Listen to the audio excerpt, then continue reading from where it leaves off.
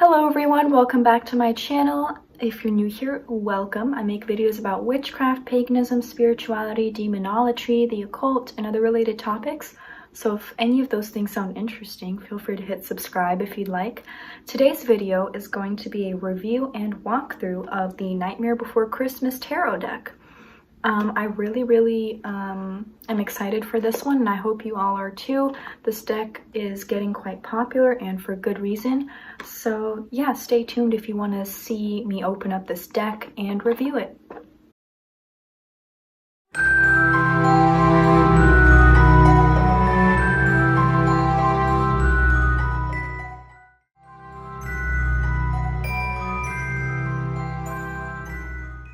Alright, hello everyone. So I'm going to show y'all how the Nightmare Before Christmas tarot deck looks and all of that. Just a disclaimer, this isn't a first impression. I have started using this. I've only had this for a couple days, but I just want to show you guys the deck and what I think of it so far. So it comes in this really gorgeous, lovely box. I actually really love the box. And then on the sides, it's got Nightmare Before Christmas written on it in lovely gold lettering. And then this is the back. Gives you a little preview to the cards. And here it says, explore your past, present, and future with this official tarot deck inspired by Tim Burton's The Nightmare Before Christmas, featuring original art of Jack, Sally, and all their friends from Halloween Town.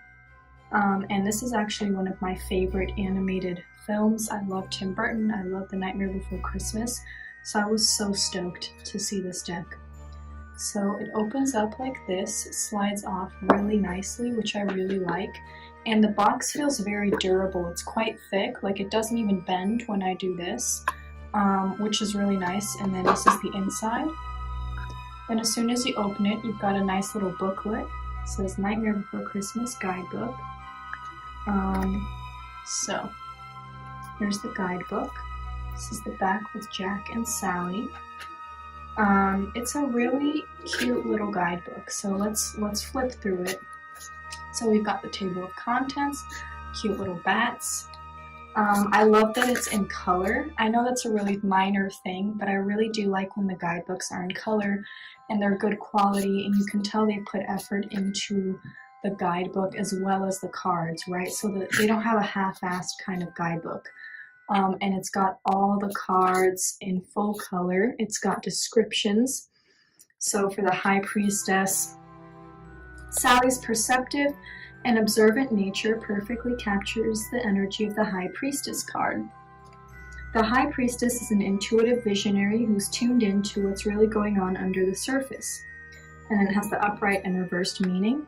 And you know, one thing that this meaning illustrates is that these cards are actually reflected by the characters of the movie. So they didn't just randomly pick a picture of Sally, as you might think at first when you see this. They chose her because in this scene of the movie, she knows something other people don't. She's being intuitive. That's the part where the flower burns, right? And she realizes something's off.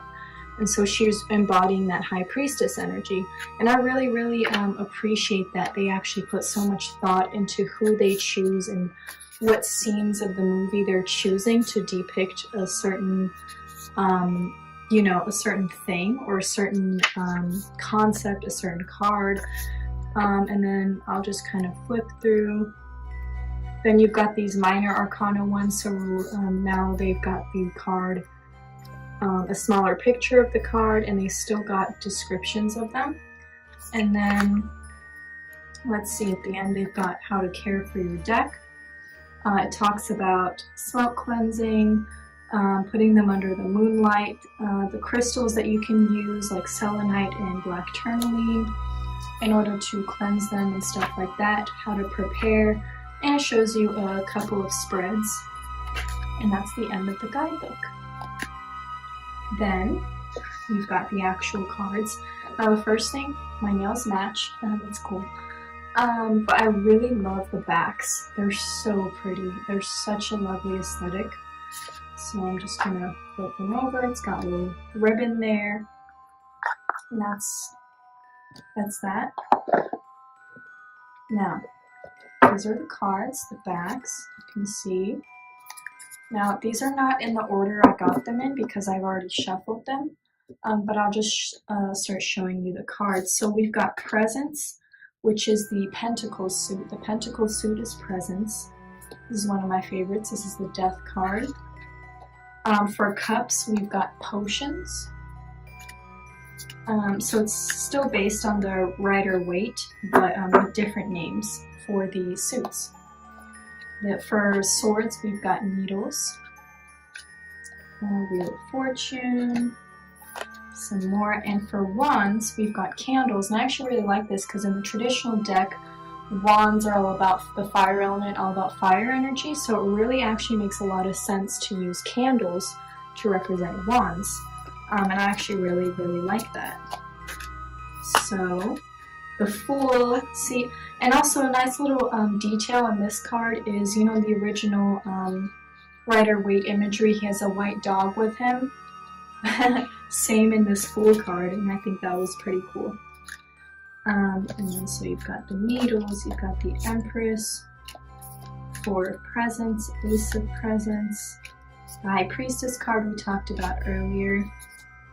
I really like this one, the Sun. This is when he finds Christmas Town in the movie. Judgment, the Naughty and Nice list. The Lovers, this is one of my favorite ones, Jack and Sally. King of Presents, of course.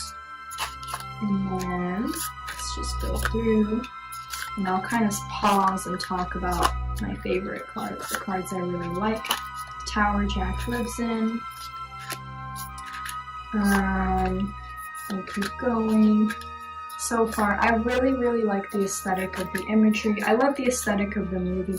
I really, really like this card because I'm a big fan of vampires, and I just thought this one was cool. And this one's nice too. You know, and also I'm sure if you're a witch, you're probably a big fan of candles, you know? So you get a lot of cool candle imagery. Temperance, Strength,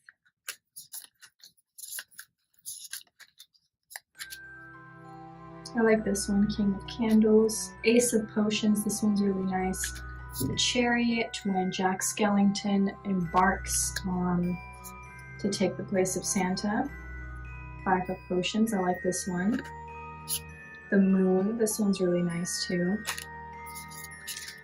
Keep going. Page of Candles. Notice how the pages are all like young and small. I like that little detail.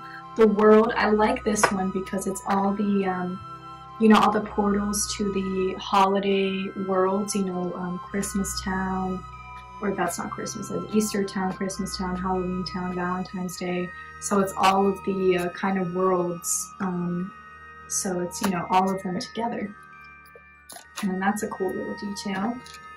The Hanged Man, Santa Claus, the real Santa, the Devil, because he was kind of the bad guy in the movie, the Hermit,